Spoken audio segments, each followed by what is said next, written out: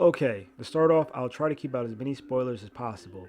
But chances are, if you're watching this video, you've already seen up to this point in the anime or read up to this point in the manga. The references I'll be using, however, will go no further than episode 946.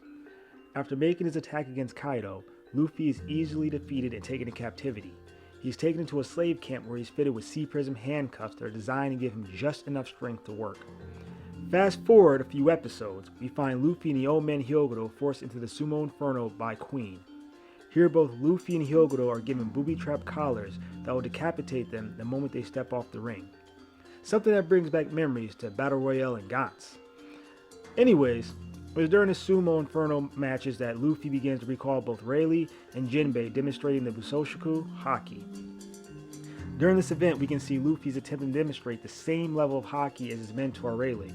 However, no matter how hard he tries, no matter how many enemies he takes out, he finds himself incapable of demonstrating the same level of skill. This causes him to become increasingly frustrated at himself, and what we are left with is him repeating the same pattern over and over, only to bear the same result. This is because he's under the impression that what he needs is greater tension and localized strength. This is because the form of Haki that he is using allows him to send and harness energy into his arms and legs, turning them into steel. Luffy was able to hone this ability to a surprisingly high level due to his immense willpower and determination to protect his friends and become the king of the pirates. We are given multiple flashbacks where Luffy is remembering seeing both Rayleigh as well as Jinbei perform their versions of Haki. Not only does both of them perform their Haki effortlessly, more importantly they perform it with much more control. When attacked by Big Mom later on, the arena is destroyed and Luffy and Hyogoro are sent flying from the arena. It is in this moment where Luffy, in his last desperate attempt, grabs Hyogoro's collar and wills the collar to come off. In this moment, Luffy for the first time uses Ryou Haki, and in the process we get a scene of what I had thought was cherry blossoms falling. And in fact, when I typed into Google the words cherry blossom falling, I was met with pretty much the exact same image. Which, seeing how this arc surrounds feudal Japan, it makes a lot of sense now I think about it. Perhaps this also plays some significance to the color of Luffy's Ryou Haki ability.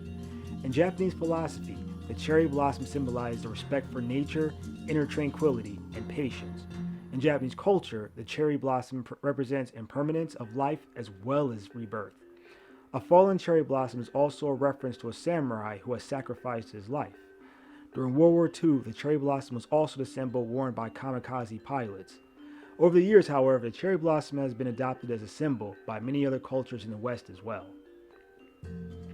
In this scene, Luffy, though in the same predicament, throws himself at Hyogoro selflessly, with only the intent to save his life before his own. The labor camp, I believe, gives a lot of interesting insight into Luffy's character that really helps demonstrate why he has made it as far as he has. All the qualities of the cherry blossom he has demonstrated in this arc thus far, I believe. From his loss with Kaido, even afterwards he was still a threat, as is shown when Kaido's henchmen try to go near him. And then even when taken to the labor camp, not once did he lose his will to survive. Instead of looking immediately for a way out, he instead turned his slavery into a method of training in order to get his revenge on Kaido. This helps show that in his mind it wasn't a matter of if he would have a second shot at Kaido, but that it was inevitable that he would face him again and that he would win. And until then, he would train and practice. Even after Queen equipped him and Hyogoro with the exploding collars, the forefront of his mind was still his objective of attaining a higher form of Haki while still protecting Hyogoro. Now, going back to the scene of Luffy breaking the collars, we see the cherry blossoms falling, followed by what seems to be a red jewel cracking. What the scene in full reminds me of is the first time in the anime manga Grappler Baki, where Baki experiences his endorphins for the first time, but more specifically, when he throws himself off the cliff in order to cross the border between life and death. His entire body begins to twitch, and he has a full body experience, and we once again see the flood of endurons and endorphins released before we are met with one of the coolest scenes in the anime up to this point. I always remember when seeing this scene with my uncle back in 2002. From this point all the way through the fight with Yasha, we were glued to the TV and didn't say a word to each other until it was over. This scene, though short, gave me the same kind of goosebumps. What we see in the next episode, 946, is another perspective of what's happening with Luffy in this scene. We get a close shot of almost as if giving Luffy a tracheal intubation. What looks to be a top-down view of Luffy's spine, we see a whirlwind of energy rush upwards in what is somewhat similar to a Kundalini uprising, or what Taoists call completing the cosmic orbit.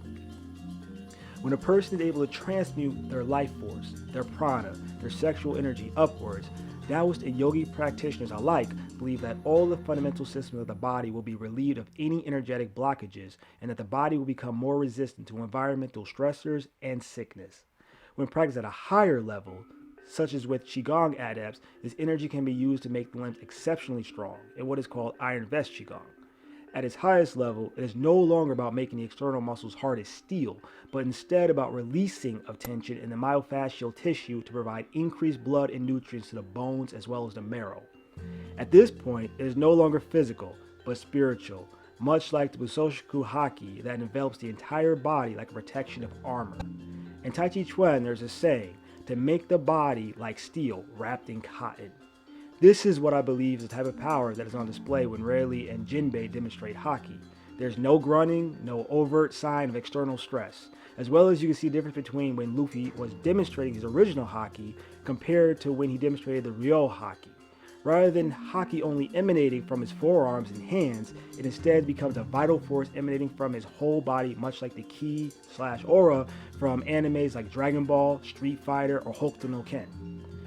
And although he's unsuccessful with his second attempt against Big Mom, we can see a drastic change in his demeanor when he makes the attempt at achieving the same feeling. Going back to Grappler Baki, I'd also like to show side-by-side comparisons between both characters after achieving their breakthroughs, as these moments aren't just signs of overcoming a physical threshold, but also they represent a form of spiritual development.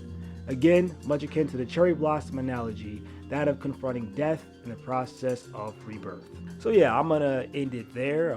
If you have any thoughts about Luffy or One Piece or Haki or anything of the matter, anything I even talked about, it doesn't even have to be about One Piece. Yeah, just let me know in the comment section, and I'll catch you next time. Till then, have a great day. Bye-bye.